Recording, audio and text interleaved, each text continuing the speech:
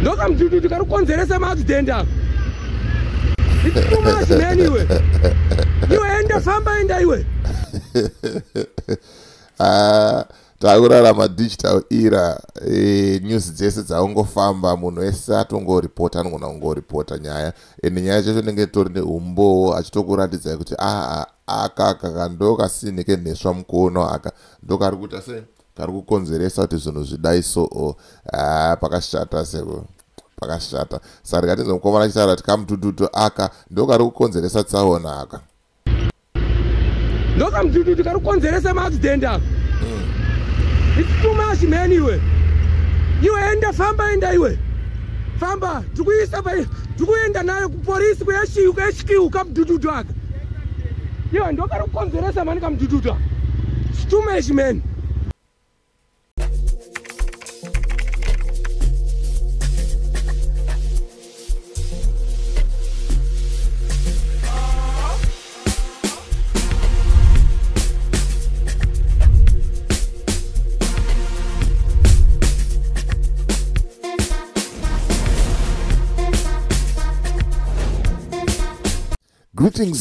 Greetings and more greetings to you good people. My name is DJ Oli and welcome to 0.5 Creative Studios. Chitubu che content, chitubu chisingapwe, chitubu chinonwa nemunhu wese, chitubu chakavhenekwa chikaongororwa nana mazvikokota kunzi aiwaka chitubu ichi chine content iri healthy, content yakachena yakakodzera kunge chikonsumwa nemunhu akaita kunge iwewe ndosaka uri panapa muzuva ranhasi. So if it's your first time here, dzvanya subscribe button and the notification bell so that you don't miss out on any exciting content uploaded. Kana wagara uri mugaro wepanapa dangokutenda nekuita sei nekurumidza kubhadhara rent. Thank you very much for supporting 0.5 Creative Studios. Right, ndogara ndichizvitaura ende ndichiramba ndichizvitaura kuti gore rino iri igore redhomo. Vanhu vanenge vachingodhomoka vachibuda musaga zvinhu zvichingobuda pachena zvinenge zvingofumuka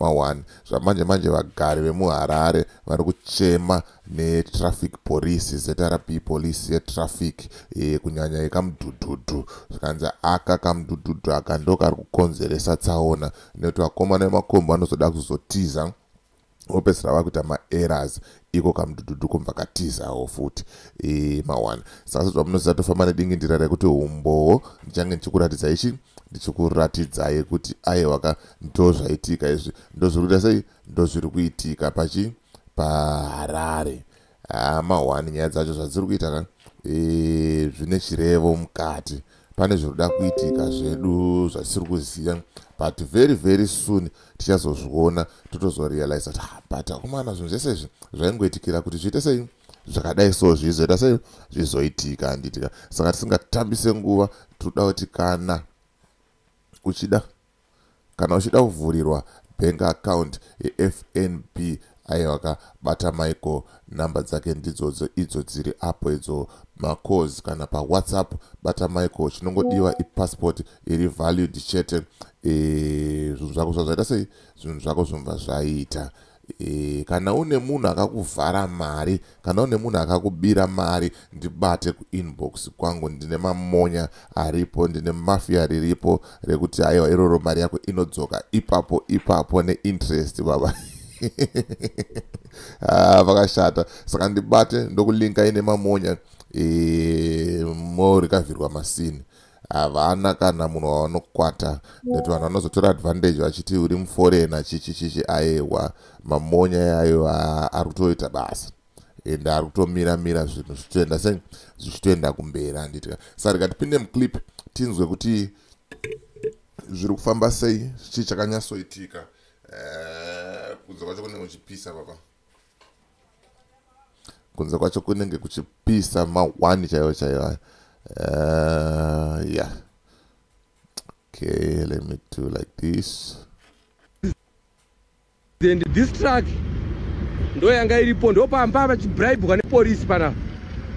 Polisi yamisa this truck ndo yayabata iyi. Ndo patangira ma-accidents panapa. This is Mavuku police. We have been complaining about Mavuku police. Nothing is happening. We are losing lives. This is where the accident has happened.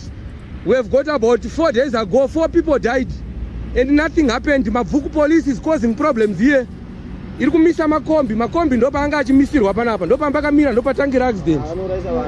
Saka Mavuku police, nothing is happening. Right now we are heading to PGHQ for a complaint again for Mavuku. Hanzi apa ndopatangira musindo wese, ndopazviri kuitikira.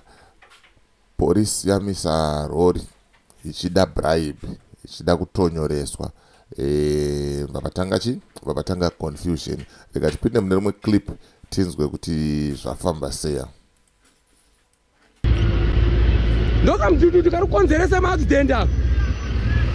It's too much man iwe. Iwe enda famba enda iwe. Takurarama digital era, news dzese dzaungofamba, munhu wese atongoripota, anogona kungoripota nyaya. Ende nyaya chacho inenge tori neumbo achitokuratidzai kuti aka ndokasiinike neswa mukuono aka ndokari kuita sei kari kukonzeresa kuti zvinhu zvidai so pakashata seko pakashata. Saka rikatinzwa mukomana achitaura kuti kamutututu aka ndokari kukonzeresa tsaona aka. Ndoka mdudu kari kukonzeresa maaccident ako. It's too much man iwe. Iwe enda famba enda iwe. Famba, tukuenda nayo kupolisi kuyashiki kamdudu aka. Iwe ndokari kukonzeresa mani kamdudu aka. It's too much man. Ende mwada kutarisa kutanga kwevideo ku kwekutanga kwaro mirandi daiso. Tarisa yapo pane mupurisa ari kumhanyira mumota uyo, mupurisa ari kumhanyira mukombi uyo. Anga atobva pakamudhudhudhika kakakutonosunga kombi. Mahwani vakomana vacho vanenge vachitoda ende vanenge vatori serious nebasa.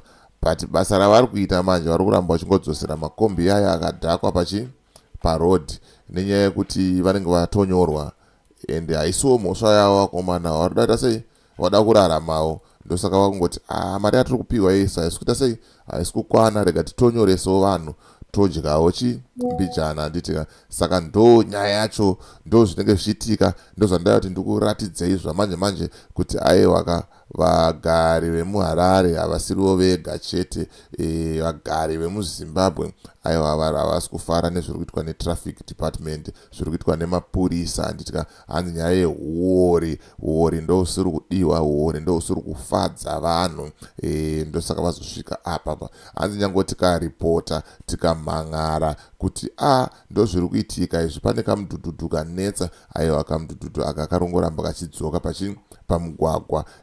Handizoziva hangu kuti ndekupi chako kunozofanira kunyasomhangarwa kana wamhangara kumumhangara achitadza kuita sei kuita action handitika, nekuti pakashata mahwani chaiwo. So as for me, DJ Wally and the rest of the crew behind the scenes, to good thank you very much for watching and thank you for supporting 0.5 Creative Studios. Is bye for now.